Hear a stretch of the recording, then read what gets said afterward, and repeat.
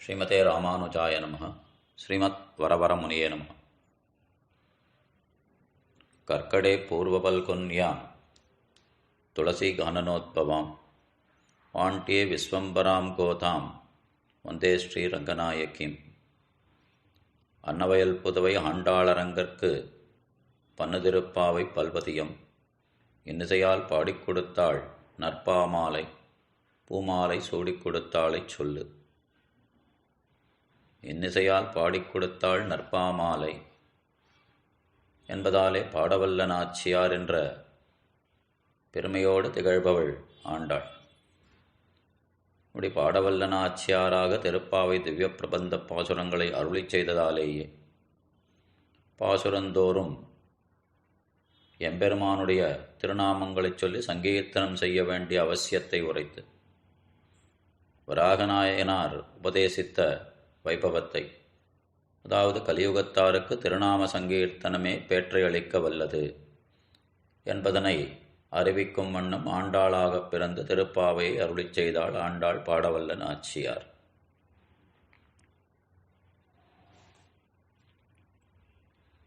இன்று 3ஆம் நாள் அனுபவங்கள்.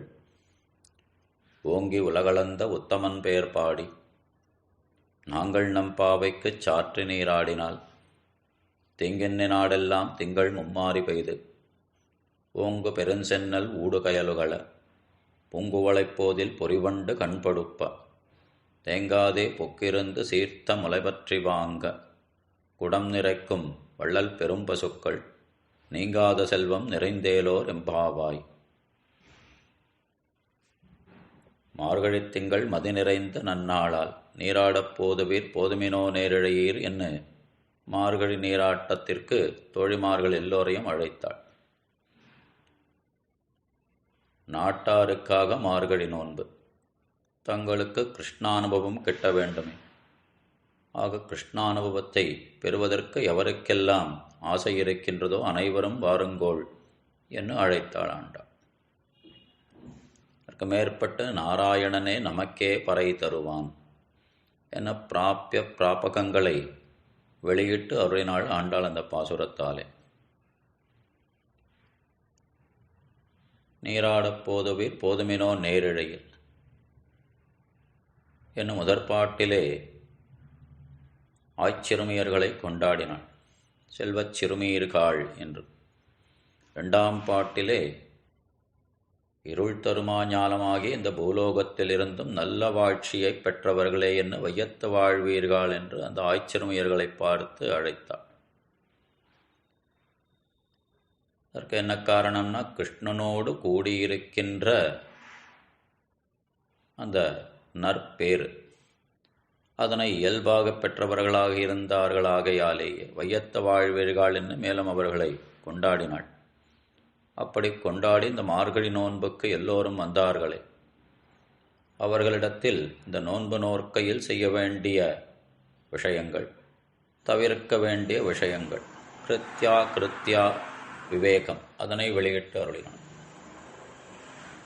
மேற்பட்டு வையத்து வாழ்வீர்கள் நாமும் நம் பாவைக்கு செய்யும் கிரிசைகள் கேளீரோ பார்க்கடலுள் பையத்து என்ன பரமன் அடிபாடி என்று அறிவித்தார். திருநாம சங்கீர்த்தனம் பண்ணணும்னா அதை 2வது பாட்டிலேயே ஆரம்பிச்சுட்டா ஆண்டாள். பார்க்கடலுள் பையத்துயின்ற பரமன் அடிபாடி என்ன அந்த எம்பெருமானுடைய திருவடிகளுக்கு மங்களாசாசனங்கள் செய்ய வேண்டும். அப்போ பரமனை பாடின்னு சொல்லாமல் பரமன் அடிப்பாடின்னு அவனுடைய திருவடிகளுக்கு மங்களாசாசனம் சொல்கிறான்னா, முதற்கண் திருவடியை சொல்லியாச்சுன்னா எம்பெருமானுடைய மொத்த திருமேனியும் சொன்னதுக்கு உபலக்ஷணம்னு புரிஞ்சுக்கணும். அதற்கு மேற்பட்டு கீதா சாஸ்திரத்திலே எம்பெருமான் என் ஒருவனையே சரணமாகப்பற்று என்று தன்னுடைய திருவடியை என்னோ காட்டி அருளுகின்றான், மாசுச்சா என்ன. ஆக பகவானுடைய திருவடியை பற்றிவிட்டால் நம்முடைய துன்பங்கள் அனைத்தும் தன்னடைவே கழிந்து போகும் என்பதானது காட்டப்படுகின்றது. அதனாலேயே ஆழ்வார்களுக்கு ஒரு குழந்தைக்கு எப்படி தன்னுடைய தாயின் முலையிலே ஊற்றம் இருக்குமோ அதுபோன்று எம்பெருமானுடைய திருவடியிலே மிக்க ஊற்றமுடையவர்களாக இருந்தார்கள். ஆழ்வார்களிலே முதலாவதாக திருவதித்தவர் பொய்கை ஆழ்வார். இவர் அருளிச் செய்த முதல் திருவந்தாதி என்னும் திவ்ய பிரபந்தம்தான் 4000 திவ்ய பிரபந்தத்திற்கே முதலாவதாக இருக்கின்றது. இந்த முதல் திருவந்தாதி என்ற பிரபந்தத்தின் முதற் பாசுரத்திலேயே ஆழ்வார் இந்த பிரபந்தத்தை எம்பெருமானுக்கு சமர்ப்பிக்கின்றேன் என தெரிவிக்கையில், வையந்தகலியா வார்க்கடலே நெய்யாக வைய கதிரோன் விளக்காக செய்ய சுடராழியான் அடிக்கே சூட்டினேன் சொல்மாலை இடராழி நீங்குகவே என்ன. என் திருவடி ஒன்றையே சரணமாகப் பற்று உன்னை நான் நற்கதிக்கு அழைத்துச் செல்லுகின்றேன் மாசுஜகா மோக்ஷயிக்ஷாமி மாசுஜகா. உன்னுடைய பிறப்பு இறப்பாகிற நோயையெல்லாம் தீர்த்து உனக்கு நற்கதியை அளிக்கின்றேன் என்று எம்பெருமான் தெரிவிக்கின்றான். பிறப்பு இறப்புன்ற விஷயங்கள் தான் நமக்கு இடராக இருக்கின்றது, எம்பெருமானை அடைவதற்கு தடையாக இருக்கின்றது. அதையே இடர் ஆழி நீங்குகவே. அப்படி இடர் ஆழி நீங்கணும்னா அனாதிகாலமாக எடுத்துக்கொண்டு வருகின்ற ஜென்மங்கள். அந்த இடராழி நீங்கணும்னா ஆழ்வார் செய்த விஷயமானது செய்ய சுடராழியான் அடிக்கே சூட்டினேன் சொல்மாலை என்று எம்பெருமானுக்கு மங்களாசாசனங்கள் அருளுகின்றார். இந்த மங்களாசாசனங்களானவை எம்பெருமானுடைய திருவடிக்கு பல்லாண்டாக அமையட்டும். இப்படி பல்லாண்டாக அமைந்து அந்த திருவடியாலே நம்முடைய பிறவியாகிற துன்பமெல்லாம் தீரட்டும் என்று தெரிவிக்கின்றார். செய்ய சுடராழியான் இந்த சுதர்சன ஆழ்வானை எம்பெருமான் ஏந்தி இருப்பதோ திருக்கைகளிலே. ஆனால் செய்ய சுடராழியான் அடிக்கே சூட்டினேன்னா ஏற்கனவே பார்த்தோம், எம்பெருமானுடைய திருவடிகளில் அப்படிப்பட்ட ஊற்றம் ஆழ்வார்களுக்கு. உயர்பர உயர்நலம் உடையவன் எவனவன் மயர்வர மதிநலம் அருளினன் எவனவன் அயர்வரும் அமரர்கள் அதிபதி எவனவன் துயரறு சுடரடி தொழுது எழியன் மனனே. ஏன்னா அந்த எம்பெருமானுடைய திருவடிகளை தொழுதுவிட்டால் நமக்கு வாழ்ச்சி, தொழாவிட்டால் வீழ்ச்சி என்பதானது ஆழ்வார்களாலே காட்டப்படுகின்றது. ஆக பார்க்கடலுள் பையத்துயின்ற பரமன் அடிபாடி என்ன செய்ய வேண்டிய விஷயத்தை சொல்லி நெய்யுண்ணோம் பாலுண்ணோம் என்ன தவிர்க்க வேண்டிய விஷயத்தை தெரிவித்தார்கள். ரொம்ப முக்கியமாக தெரிஞ்சுக்க வேண்டிய விஷயம் என்னன்னா, பார்க்கடலுள் பையத்துயன்ன பரமனடி பாடி நெய்யுண்ணோம் பாலுண்ணோம் என்று சேர்த்து அன்வயிக்க வேண்டும். பார்க்கடலுள் பையத்துயன்ன பரமனடி பாடி கொஞ்சம் நெறித்துட்டு நெய்யுண்ணோம் பாலுண்ணோம்னா, இந்த நெய் பால்தான் லௌகீக விஷயங்கள், போக வஸ்துக்கள். அதனால் எம்பெருமான பாடுறத ஒரு கிருத்தியா விவேகமாக சொல்லி போக வஸ்துக்களை உண்பதை அகிருத்தியா விவேகமாக சொல்கின்றாளா என்னால் அப்படி எடுத்துக்கக்கூடாது, சேர்த்து அன்வயிக்க வேண்டும். பார்க்கடலுள் பையத்து என்ன பரமனடிப்பாடி நெய்யுண்ணோம் பாலுண்ணோம் என்று சொல்லியாச்சுன்னா, பகவானை பாடியாச்சுன்னா நெய்லாம் ஒரு போஷகமே இல்லை, போக்கிய வஸ்துவே இல்லை என்பதானது இங்கே அறிந்து கொள்ள வேண்டியிருக்கின்றது.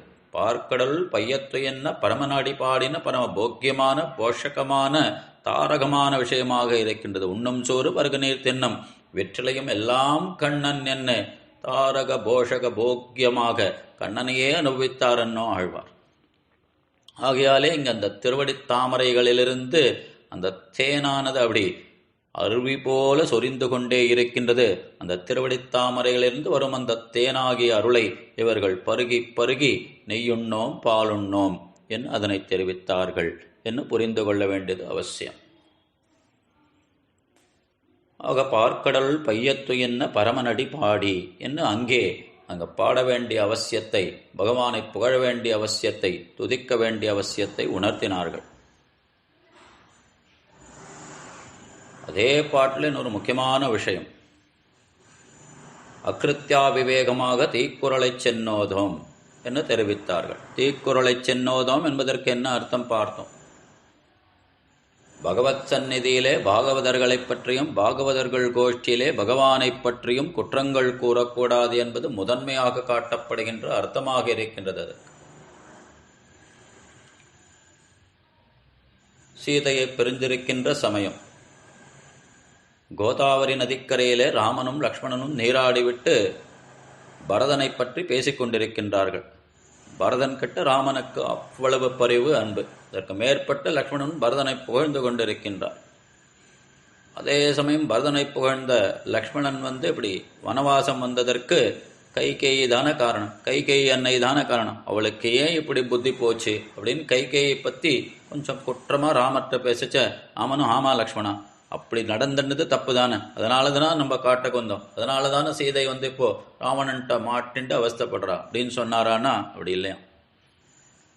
என்ன அபச்சாரப்பட்டுட லக்ஷ்மணா, கைகேயை போய் இப்படி குற்றமுடையவள்னு சொல்லிட்டே அப்படின்னு தன்னுடைய அன்னையை பற்றி லக்ஷ்மணன் அந்த குறை கூறியதை ராமன் முகச்சொலிப்போடு பேசினானாம்.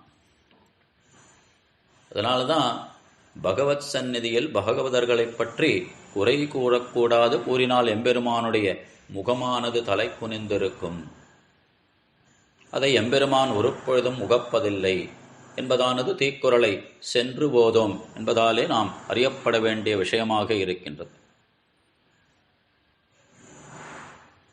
பார்க்கடலுள் பையத்துயின்ற பரமன் அடிபாடி பகவான் ஸ்ரீவைகுண்டத்திலிருந்து புறப்பட்ட திருப்பார்க்கடலிலே சயனிக்கின்றான் என்னால் லோகக்ஷேமம் விஷயமாக, லோக சிருஷ்டி விஷயமாக, தேவர்களுக்கெல்லாம் வருகின்ற இடரை தீர்ப்பதற்காக அவதாரங்கள் எடுத்து சம்சாரிகளையெல்லாம் நற்கதிக்கு அழைத்துச் செல்ல வேண்டும் என்பதற்காகவே அந்த யூக வாசுதேவனாக க்ஷீராப்திநாதனாக திருப்பார்க்கடலிலே திருவனந்தாழ்வான் மீது சயனித்தருளுகின்றான் எம்பெருமான்.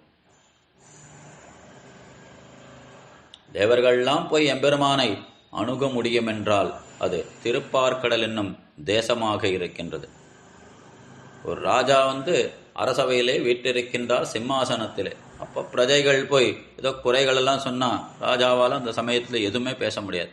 சரி, நான் பார்த்துக்கிறேன், நீங்கள் போயிட்டு வாங்க, அப்படி கூட சொல்ல முடியாது. இன்னத்தில் மந்திரிமார்கள்லாம் இருப்பா, என்ன ராஜா இப்படி ஒரு வாக்கு கொடுத்துட்டாளே அப்படின்னு பேசுவா.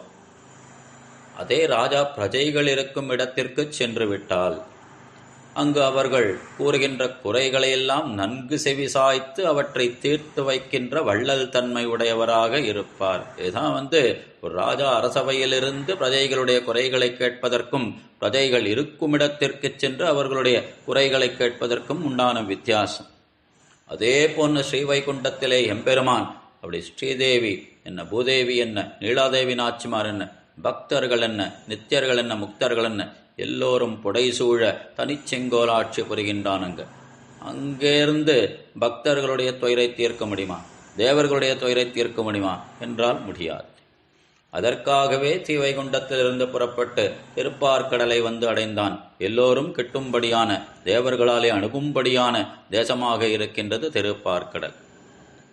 இப்படி அரக்கர்களாலே தங்களுக்கு மிகவும் துன்பங்கள் ஏற்படுகின்றது என்ன தேவர்கள் சென்று எம்பெருமானிடத்திலே விண்ணப்பிக்க எம்பெருமான் தானும் ராமனாகத் திருவதரித்து ராவணனை வதம் செய்து தேவர்களையெல்லாம் வாழ்வித்து அருளினான் என்பதானது சரித்திரம்.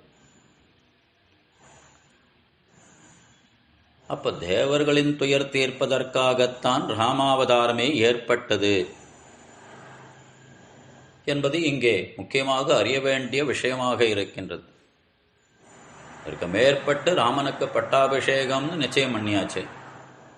தசரதர் ராமனை கூட்டு இஷ்வாகு வம்சத்திலே இருக்கின்றவர்கள் எல்லாம் வழிபடுகின்ற அந்த நாராயண பெருமாள், இந்த நாராயண பெருமாளை சென்று வணங்கிவிட்டு பட்டாபிஷேகம் நன்கு நடக்க வேண்டும் என்று பிரார்த்தித்து கொண்டு வா என்று ராமனை அனுப்புகின்றார். ராமனும் அதோ தந்தை சொல் தட்டாதவன். தந்தை சொல் தட்டாதவன்னா நாராயணனை சென்று சேவித்து விட்டுவான்னு சொன்னதுக்கு போனான். ஆனா பட்டாபிஷேகம் நன்றாக நடக்க வேண்டும் என்று வேண்டிக் கொண்டுவான்னு தசரதர் சொன்னாரே, அதை விட்டுட்டார் ராமர் அந்த இடத்துல. அப்ப தந்தை சொல் மிக்க மந்திரம் இல்லைன்னு ராமர் இருக்கலையே அப்படின்ற சந்தேகம் எழும். ஆனால் இங்க லோக சம்ரக்ஷணம் பரித்ராணாய சாதுனாம் வினாச்சாரிய துஷ்கிருதாம்னு அந்த துஷ்டர்களை அழித்து தர்மத்தை நிலைநாட்ட வேண்டுமே, சாதுக்களை ரட்சிக்க வேண்டுமே, அதுதானே எம்பெருமானுடைய பிரதிஜை சத்தியமாக இருக்கின்றது. அதனாலே எம்பெருமான் ராமன் நாராயணன் பெருமாள் முன்னே சென்று பட்டாபிஷேகம் நடக்கக்கூடாது, இது நின்றுவிட வேண்டும் என்று பிரார்த்தித்தார். ராமனோ தர்மவான், சத்தியவான். ராமர் கேட்டாச்சுன்னா நாராயணன் மறுத்துருவரா? பட்டாபிஷேகம் நின்று போனது. பட்டாபிஷேகம் நின்று போனதுன்னா எதற்காக நின்று போனது? தேவர்களை காக்க வேண்டும், அரக்கர்களிடத்திலிருந்து தேவர்களை ரட்சிக்க வேண்டும் என்பதற்காகவே ராமபிரான் பட்டாபிஷேகம் நிற்க வேண்டும் என்று வேண்டி கேட்க, கைகேயி தானும் ராமன் வனவாசம் செல்ல வேண்டும் என்று சொல்ல ராமனும் புறப்பட்டு வனவாசத்தை அடைந்தான். அங்கே சீதா பிராட்டியானவள் ராவணனாலே அபகரிக்கப்பட்டு செல்லப்பட்டாள். இதற்கு பிற்பாடு யுத்தம் நிகழ்ந்தது. ராவணனை வதம் செய்தான் எம்பெருமான். தேவர்களுக்கு வாழ்ச்சி ஏற்பட்டது. இந்த விஷயங்கள் அனைத்தும் எங்கிருந்து? திருப்பார்க்கடலிலிருந்து தோன்றிய விஷயங்களாக இருக்கின்றது. அங்கு சென்றுதானே ராமனிடத்தில் தேவர்கள் வேண்டினார்கள், அரக்கர்களை அழித்து எங்களை வாழ்விக்க வேண்டும். அதற்காகவே ஏற்பட்ட அவதாரமாக இருக்கின்றது திரேதாயுகத்திலே ஸ்ரீ ராமாவதாரம். ஆக பார்க்கடலுள் பையத்தொயென்ற பரமன் அடிப்பாடி என்ன அங்கே நாம சங்கீர்த்தனம் செய்ய வேண்டிய அவசியத்தை ஆரம்பித்து 3ஆம் பாசுரத்திலே ஓங்கி உலகளந்த உத்தமன் பேர் பாடி நாங்கள் நம் பாவைக்குச் சாற்று நீராடினால் என்று இந்த பாசுரத்தை தொடங்குகின்றார்.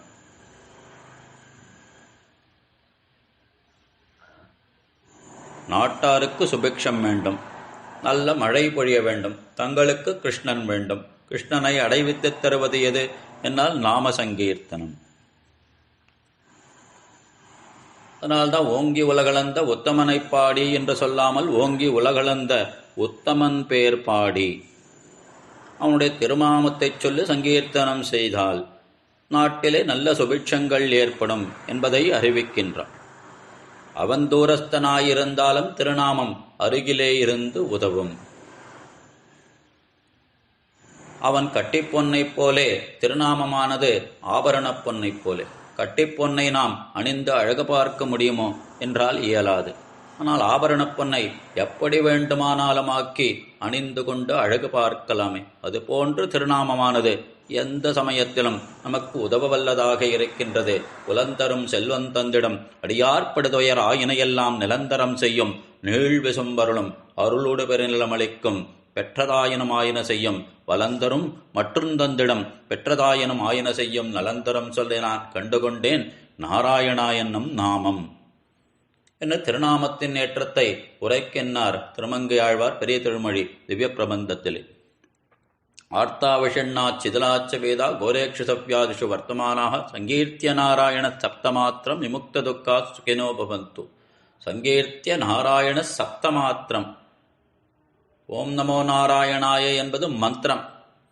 அந்த மந்திரத்தில் இருக்கின்ற நாராயண சப்தம், அந்த நாராயண சப்தத்தாலேயே நமக்கு அனைத்து இடர்களும் நீங்கி உயர்ந்த கதியானது கிடைக்கும், சுகமானது பிறக்கும் என்பதானது இதனாலே காட்டப்படுகின்றது. ஆக ஓங்கி உலகளந்த உத்தமன் பேர் பாடி. மார்கழி நோன்புன்னு சொல்றா, கிருஷ்ணானுபவம் சொல்றா. அப்போ கிருஷ்ணன் பேர் பாடின்னு சொல்லாம ஓங்கி உலகளந்த உத்தமன் பேர் பாடின்னு தெரிவிப்பான். என்னத்தினால இப்போ வாமன திரிவிக்ரமாவதாரத்தை இவா பிரஸ்தாவிக்கணும் என்ற சந்தேகம் எழும். கிருஷ்ணனுக்கும் வாமனனுக்கும் மிகுந்த தொடர்பு உண்டு.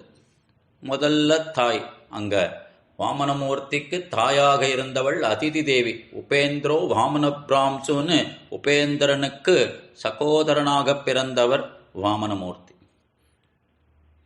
ஆக உபேந்திரனுக்கும் வாமனனுக்கும் தாயாக இருந்தவள் அதிதி தேவி. பிற்பாடு துவாபர யுகத்திலே அந்த அதிதி தேவி என்றோ தேவகியாக பிறந்தாள், திருவதரித்தாள்.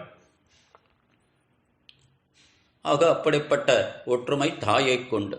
அடுத்தது சௌலபியம், அதாவது நீர்மை, எளிமையான குணம்.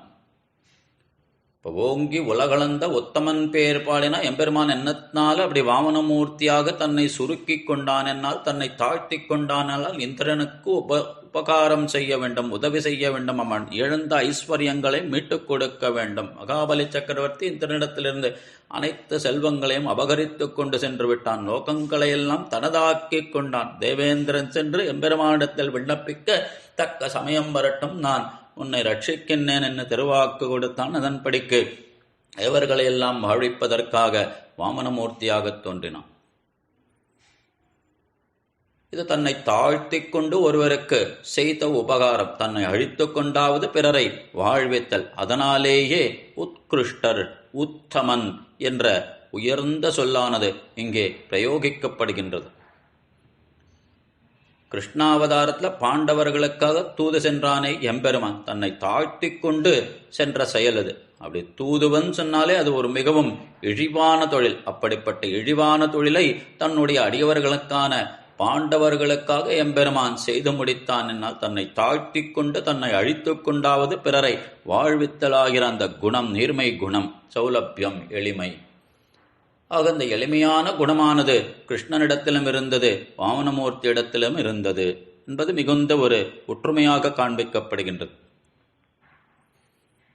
ஆக கிருஷ்ணானுபவம் செய்ய வந்தவர்கள் ஓங்கி உலகளந்த உத்தமன் பேர்பாடியின் அந்த கிருஷ்ணனோடு மிகுந்த ஒற்றுமையை உடைய வாமனமூர்த்தியை கொண்டாடி இந்த பாசுரத்தை அருளி செய்கின்றார்கள். உத்தமன் பேர்பாடியின் இப்படி ஓங்கி உலகளந்த உத்தமன், இப்படி ஓங்கின நல்ல பருத்து உயர்ந்து நிற்பது. இப்படி எம்பெருமானந்து வாமனமூர்த்தியாக தோன்றினான். மிகச்சிறிய உருவம். இப்படி மிகச்சிறிய உருவத்தை கொண்டு ஓங்கி என்னால் கனத்து பருத்து உயர்ந்து நின்றான் திருவிக்கிரமனாகனா. ஒருத்தனுக்கு காரியம் பண்ண போறோம், உபகாரம் பண்ண போறோம் அப்படி நினைக்கச்சியே அவனுடைய திருமேனியானது ஆனந்தத்தாலே பருத்து விடுகின்றது, உயர்ந்து விடுகின்றதாம். ஓங்கி உலகளந்த உத்தமன் உவந்த உள்ளத்தனாய் உலகமளந்து அண்டமுற நிவந்த நேன்முடியன் அன்னு நேர்ந்த நிசாசரரை கவர்ந்த வெங்கனைக்காகுத்தன் கடியார்பொழில ரங்கத்தம்மான் அரைச்சு வந்த ஆடையின் மேல் சென்றதாம் என சிந்தனையன்னு திருப்பாணாழ்வார் பாசம். உவந்த உள்ளத்தனாய் உலகமளந்து அண்டமுற, அப்படி உலகத்தை அளக்கச்ச வாமனனாகத் தோன்றி திருவிக்கிரமனாக வளர்ந்த பொழுது ஏதோ இந்திரனுக்கு காரியம் செய்ய போறோம் அப்படின்ற ஒரு துக்கமில்லாம அவனை வாழ்விக்கப் போகின்றோம் என்ற ஆனந்தத்தோடே ஆனந்த மிகுதியோடே அந்த செயலை செய்து முடித்தான் எம்பெருமான். உவந்த உள்ளத்தனாய் மிக்க மகிழ்ச்சியோடு கூடிய உள்ளத்தை உடையவனாய் உலகமளந்து அண்டமுறன்னு அவனுடைய திருமேனியானது சூழ்ந்து அகன்னு ஆழ்ந்து உயர்ந்த முடிவில் பெரும் பாழ் என்ன எல்லா திசைகளிலும் அவனுடைய திருவடியானது பரவி நின்றது. ஒன்மதியில் புனலருவி ஒருகால் நிற்ப ஒரு காலும் காமரசைர் அவனன் உள்ளத்து எண்மதியும் கடந்து அண்டமீது போயிரவு செம்பினோடு போய் எழுந்து மேலை தன்மதியும் கதிரவனும் தவிரவோடி தாரகையின் புறந்தடவி அப்பால் மிக்க மண்முழுதும் அகப்படுத்து நின்ற வெந்தை மலர்புறையும் திருவடியே வணங்கினேனேன்னு திருமங்கையாழ்வார் இந்த உலகளந்த விஷயத்தை அதை அற்புதமாக அறிவித்து அத்திருவடியை வணங்குகின்றேன், மலர்புறையும் திருவடியே வணங்கினேனே என தெரிவிக்கின்றார். இதனுடைய திருவடி ஸ்பர்சமானது உலகத்தார் அத்தனை பேர் தலையிலும் விழ வேண்டும், அனைவரும் வாழ்ச்சி பெற வேண்டும் என்ற நீர்மையான குணம். ஏதோ இந்திரனுக்கு காரியம் பண்ணா உலகத்தை இழந்தான் அப்படின்னாமா இல்லை. அப்படி அர்ஜுனனை கொண்டு உலகத்தாருக்கு உயர்ந்த சாஸ்திரமான கீதா சாஸ்திரத்தை உபதேசித்து அருளினானோ, அர்ஜுனனை காரணமாக வைத்து வியாஜமாக வைத்து கீதா சாஸ்திரத்தை உலகத்தாருக்கு அறிவித்தானோ, அதே போன்ற தேவேந்திரனை வியாஜமாக காரணமாக வைத்து உலகத்தார் அனைவரது தலையிலும் தன்னுடைய திருவடி ஸ்பர்சமானது ஏற்படும்படி செய்து அருளினான் எம்பெருமான்.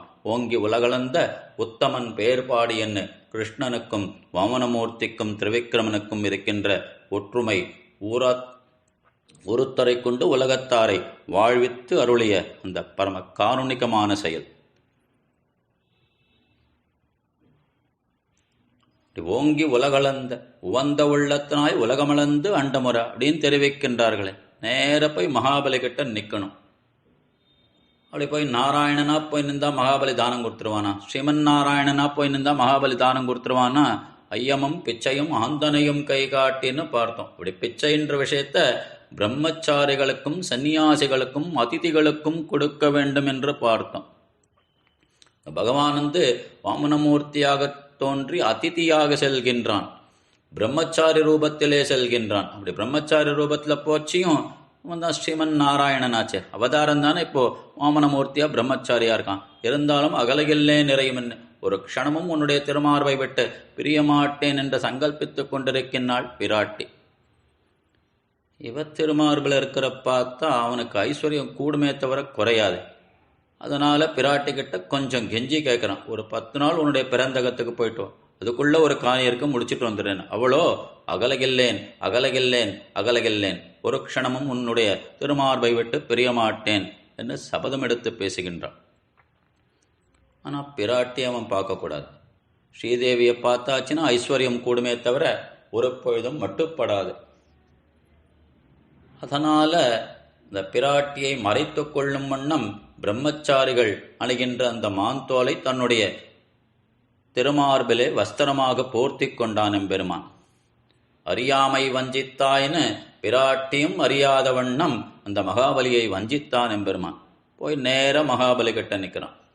சின்ன உருவம், ரொம்ப ஒரு இளம் பிராயம், பார்த்தாலே வசீகரிக்கக்கூடிய தோற்றத்தை உடையவனாக இருக்கின்ற எம்பெருமான் போய் மகாபலி முன்னாடி நிற்கிறான். அவனும் ராஜசபையில் அந்த யாக வேள்வியில் இங்கேயோ இருக்கான்.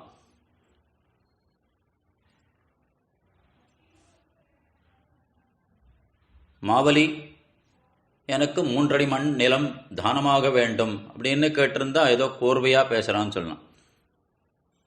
ஆனால் இவர் போய் நேர கொள்வான் அப்படின்னார். மாவலி ஒன்றும் திரும்பி பார்க்கல. மாவலி அப்படின்னு கூட்டார். என்ன யார் பேர் சொல்லி அழிச்சது மகாபலின்னு அப்படின்னு நேர இந்த வாமனமூர்த்தியை பார்க்கின்றார் மகாபலி. அடுத்தது 3 அடி மண். இந்த 3 வார்த்தை தான் பகவான் பேசினதே. கொள்வான் என்று சொன்னார், மாவலி என்று அழைத்தார், 3 அடி மண், அவ்வளோதான் பகவான் பேசினதே. ரொம்ப மழலையா, ரொம்ப அற்புதமாக இருக்கே இந்த மொழி. குழலினிது யானிது என்பர் தம்மக்கள் மழைச்சொல் கேளாதார்னு திருக்குறள். ஆக இங்கே மகாபலியை நோக்கி முதல்ல சகசிரநாமம் துதிக்க வேண்டும். இவனுக்கு அந்த துதிகளை கேட்டே பழக்கம், துதிகளை பாடி வழக்கம் இல்லை. அதனால மகாபலியை எப்படி புகழுதும் கூட தெரியல. அடுத்தது எப்படி கேட்கணும் தெரியல, ஏன்னா கேட்டே பழக்கம் இல்லையா, கொடுத்து தான் பழக்கம். அதனால கொள்வான் மாவலி 3 அடி மண் சொன்னோடனே மகாபலி அந்த மழை பேச்சுக்கு மயங்கினான், இவனுடைய தோற்றத்திற்கு மயங்கினான். அவன் கேட்டபடிக்கு 3 அடி மண்ணை தாரை வார்த்து கொடுக்க முதற்கண் அந்த தன்னுடைய கமண்டலத்திலிருந்து நீரை தாரை வார்க்க தொடங்கிய பொழுதே உவந்த வெள்ளத்தனாய் உலகமளந்து அண்டுமர. அது எப்படி சுவாமி, ஒரு துளி நீரை தாரை வார்க்கச்சே அப்படி வளர்ந்தானா, அப்படி சில்லுன்னு ஒரு நீர் பட்டா நம்முடைய திருமேலி சிலிர்க்குமே, அந்த சிலிர்ப்பாலே பகவான் ஓங்கி வளர்ந்து விட்டான் என்று காண்பிக்கின்றார்கள். ஆக ஓங்கி உலகளந்த உத்தமன் பேர் பாடின்னு அவன் உவந்த உள்ளத்தனாய் உலகமளந்து அந்த அண்டப்புற சுவர் மீது போய் தெரிக்கும்படியாக அவனுடைய திருவடியானது எல்லா லோகங்களிலும் பரவி நிற்க, குறைகொண்ட நான்முகன் குண்டிகை நீர் பெய்து மறைகொண்ட மந்திரத்தால் வாழ்த்தி கரைகொண்ட கண்டத்தான் சென்னிமேற கழுவினான் அண்டத்தான் சேவடியை யாங்குன்னு இந்த பிரம்மலோகம் சத்தியலோகம் வரைக்கும் பெருமாளுடைய திருவடியானது பரவி நிற்க, பிரம்மாதானம் அவசரமாக ஓடி வந்து தன்னுடைய குறைகளை எல்லாம் தெரிவித்துக் கொண்டு எம்பெருமாடு திருவடிகளுக்கு அபிஷேகம் செய்தான். அப்படி பிரம்மனாலே அபிஷேகம் செய்யப்பட்ட நீரே கீழே கங்கையாக பிரபாகம் எடுக்க, அந்த சிவன்தானும் அந்த ஸ்ரீபாத தீர்த்தத்தை தன்னுடைய தலையிலே தரித்துக் கொண்டார் என்று பார்க்கின்றோம். ஓங்கி உலகளந்த உத்தமன் பேர் பாடி நாங்கள் நம் பாவைக்கு சாற்று நீராடினால், அப்படி எம்பெருமானுடைய திருநாம சங்கீர்த்தனத்தை பண்ணிக்கொண்டு இந்த பாவை நோன்பை அனுஷ்டித்தால் நாட்டாருக்கு சுபிட்சம் ஏற்படும். இப்போ ஒரு சுபிட்சத்தை முன்வைத்து ஒரு அடியார் இருக்கலாமா அப்படின்ற ஒரு சந்தேகம் விழும். ஆண்டாள் பகவத் பிரீத்தி காமராக இருப்பவள், பகவானிடத்தில் வேறொன்றையும் யாசிக்காமல் அவனுடைய கைங்கரியத்தையே பிரார்த்திப்பவளாக இருக்கும் ஒருத்தி ஐஸ்வர்யத்தை வேண்டி நிற்கலாமா? திங்கின்ற நாளெல்லாம் திங்கள் மும்மாறி பெய்துன்னு பேசுறாளே, நீங்காத செல்வன்றா நிறைந்துன்றா, இதெல்லாம் என்ன ஐஸ்வர்யத்தை வேண்டி பேசுற மாதிரி இருக்கே அப்படின்னா, முதல்ல இவர்கள் நோன்பு நோற்பதற்காக வெளியே அனுமதிக்கப்பட்டார்கள். அந்த நோன்புக்கு தலைவனாக கிருஷ்ணனோடு இருந்து கொண்டு அந்த நோர்க்குமாறு பெரியோர்கள் பணித்திருக்கின்றார்கள். இதற்கெல்லாம் ஒரு நன்றி கடன் பண்ணணுமே. என்னன்றி கொண்டார்க்கும் ஒய்வுண்டாம் ஒய்வில்லை செய் நன்றி மறந்த மகர்க்குன்னு திருக்குறள். ஆக அந்த நன்றி விசுவாசத்தோடே தங்களை அனுமதித்த பெற்றோர்கள் பெரியோர்கள் அவர்களுக்காக நாட்டிலே சுபிட்சம் ஏற்பட வேண்டும், மழை வேண்டும் என்று அந்த சுபிட்சத்தை பிரார்த்திக்கின்றார்கள். ஆக ஒரு நல்ல காரியம் செய்யச்ச கிருஷ்ணானுபவத்திற்காக இவர்கள் நோன்பு நோர்க்கையிலே அந்த நோன்பாலே நாட்டுக்கும் நன்மை வேண்டும் என்று அதனை பிரார்த்திக்கின்றார்கள். திருநாம சங்கீர்த்தனத்தாலே அந்த சுபிட்சமானது ஏற்படட்டும், தெங்கின்ற நாடெல்லாம் திங்கள் மும்மாறி பெய்து என்ன மாசத்துல 3 முறை மழை பொழிய வேண்டும், நல்ல அரசனுக்காக அந்தணர்களுக்காக கற்புடைய பெண்டிற்காகனு மாதம் 3 முறை மழை பொழிய வேண்டும். அப்படி 3 முறை மழைனா 9 நாள் வெயில் 1 நாள் மழை அப்படின்னா அந்த பூமி நன்கு அப்படி பச்சை பசேல்னு இருக்கும் இல்லையா. இப்படி பூமி தீங்கின்ற நாளெல்லாம் திங்கள் மும்மாறி பெய்து நல்ல வயல்வெளிகள்லாம் நல்ல சுபிட்சமாக இருக்கும். இப்படி தேங்கின்ற நாளெல்லாம் திங்கள் மும்மாறி பெய்து ஓங்கு பெருஞ்சென்னல் ஊடு கயல் உகழ, நெற்கதிர்கள்லாம் நல்ல அப்படி திருவிக்கிரமன் மாதிரி நல்ல உயர்ந்து வளர்ந்து கிடக்கின்றதாம். அப்படி நெற்கதிர்கள்லாம் ஒன்றோடொன்று உரசிக்கொண்டு உயர்ந்து வளர்ந்து கிடப்பதாலே அங்கே தண்ணீரானது அந்த மழையாலே எங்கும் பறவை கிடக்கின்றது. ஆகையால் அங்கே கயல்கள், அதாவது மீன்கள் எல்லாம் ஆனந்தத்தோடு அங்கும் இங்குமாக உலவிக் கொண்டிருக்கின்றதாம். எங்கின்ற நாடெல்லாம் திங்கள் மும்மாறி பெய்து ஓங்கு பெருஞ்சென்னல் ஊடு கயல் உகழ பூங்குவளை போதில் பொறிவண்டு கண்படுப்ப. இந்த குவளை மலர்களிலே இருக்கின்ற தேனை பருகி தேனாகிற அந்த மதுபானம் செய்து வண்டுகள் எல்லாம் நன்கு ஆனந்தமாக உய்யாரமாக உறங்கிக் கொண்டிருக்கின்றனவாம். இப்படி வண்டுகள் உறங்கிறதுக்கு இன்னும் அற்புதமான வியாக்கியானங்கள். இந்த செந்நெற்கதிர்கள்லாம் நல்ல உயர்ந்து திருவிக்கிரமனை போன்று இருக்கின்றன. நல்ல நீர்வளம் ஓடிக்கொண்டிருக்கின்றது அந்த கதிர்களுக்கு கீழே. அங்க நீர்வளம் இருப்பதால் அங்கே கயல்கள் எல்லாம் ஆனந்தமாக உலாவிக் கொண்டிருக்கின்றன. குவளை மலர்களிலே மதுபானம் செய்து வண்டுகள் எல்லாம் அப்படி உறங்கி கிடக்கின்றன. என்னால் இந்த மீன்கள் எல்லாம் அந்த செந்நெற்கதிர்களை அப்படியும் இப்படியுமாக செய்து அதிலிருந்து நெல்கள் எல்லாம் கீழே வாரிவிழ அவைகள் எல்லாம் ஒரு தூளி போலே ஆயிற்று. அந்த வண்டுகளுக்கு பூங்குவளை போதில் பொறிவண்டு கண்படுப்ப தேங்காதே புக்கிருந்த சீர்த்த மலை பற்றி வாங்க குடம் நிறைக்கும் வள்ளல் பெரும் பசுக்கள். இருக்கிற பசுக்கள்லாம் மிகவும் வள்ளல் தன்மையுடைய பசுக்களாம். போய் பாத்திரத்தை வச்சுட்டு நாம கறக்க வேண்டிய அவசியமே இல்லாதபடிக்கு பாத்திரத்தை வச்சிட்டாலே மேலும் மேலும் கறந்து கொண்டே இருக்கின்ற தன்மையுடைய பசுக்கள், வள்ளல் தன்மையுடைய பசுக்கள். வாங்க குடம் நிறைக்கும், கறப்பதற்கு நம்மிடத்திலே பாத்திரமில்லை என்றாகுமே ஒழிய அவைகளிடத்தில் பால் இல்லை என்று ஒரு பொழுதும் ஆனதில்லை. வாங்க குடம் நிறைக்கும் வள்ளல் பெரும் பசுக்கள் நீங்காத செல்வம் நிறைந்து. இப்படிப்பட்ட ஐஸ்வர்யங்களானது நாட்டிலே ஏற்பட்டு சுபிட்சம் பெருக வேண்டும். நீங்காத செல்வம்னா ஒருத்தர் நம்மள்கிட்ட தானம் கேட்கிறாருன்னா நம்மள்கிட்ட இருக்கிறது அத்தனையும் கொடுக்கறது ஒரு தன்மை. அது நீங்காத செல்வம். நிறைந்துன்னு தெரிவிக்கின்றாள் என்னால் நம்மையே அவர்களுக்கு கொடுத்து விடுவது. அதான் எம்பெருமானிடத்துல போய் அவனையே பிரார்த்திச்சாச்சுன்னா அதை காட்டிலும் ஒரு ஐஸ்வர்யம் உண்டா. அதான் நீங்காத செல்வம் நிறைந்து. நித்தியமான செல்வம் எதுனா எம்பெருமான் ஒருத்தனை. மற்ற செல்வங்கள் அனைத்தும் அனித்தியம், அழியக்கூடியவை. அனித்தியமான அந்த செல்வங்களை எல்லாம் விட்டு நித்தியமான ஐஸ்வர்யமான எம்பெருமானையே இவர்கள் பிரார்த்திக்கின்றார்கள். எம்பெருமானை பெற வேண்டும் என்றே இந்த பாவை நோன்பை அனுஷ்டிக்கின்றார்கள். அந்த பாவை நோன்பாலே தங்களுக்கு கிருஷ்ணன் வேண்டும், நாட்டாருக்கு சுபிக்ஷம் வேண்டும், ஓங்கி உலகளந்த உத்தமன் பெயர் பாடி என்ன திருநாம சங்கீர்த்தனத்தாலே இவைகள் அனைத்தும் நிகழ வேண்டும் என்று பிரார்த்திக்கின்றார்கள் இந்த பாட்டாலே. ஆக முதல் பாட்டிலே நாராயணனே நமக்கே பறை தருவான் என்ற நாராயண சப்தத்தாலே பரவாசுதேவனாக இருக்கின்ற நிலை ஸ்ரீவைகுண்டத்திலே எம்பெருமான் பரவாசுதேவனாக இருக்கின்ற நிலையை அறிவித்தார்கள். பார்க்கடலுள் பையத்து என்ற பரமனடி பாடின இரண்டாம் பாட்டாலே யூக வாசுதேவனாக திருப்பார்க்கடலிலே ஸ்ரீராப்திநாதனாக இருக்கின்ற நிலையை அறிவித்தார்கள். மூன்றாம் பாட்டிலே ஓங்கி உலகளந்த உத்தமன் பெயர் பாடி என்ன விபவ அவதாரத்தை உரைத்தார்கள். எம்பெருமானுக்கென்று 5 நிலைகள்: பரவாசுதேவன், யூகவாசுதேவன், விபவவாசுதேவன், அந்தர்யாமி, அர்ச்சை. முதல் 3 பாட்டில் 3 நிலைகளை அறிவித்து விட்டார்கள். விண்ணப்பித்த விஷயங்களிலே பிழைப்பினடையனை க்ஷமித்துருளுமாறு பிரார்த்தித்துக் கொண்டு அமைகின்றேன். ஸ்ரீ ஆண்டாள் திருவடிகளே சரணம். ஆழ்வார் எம்பெருமானார் ஜெயர் திருவடிகளே சரணம். திருமைய மலையாள ராமானுஜ ஜெய சுவாமி திருவடிகளே சரணம்.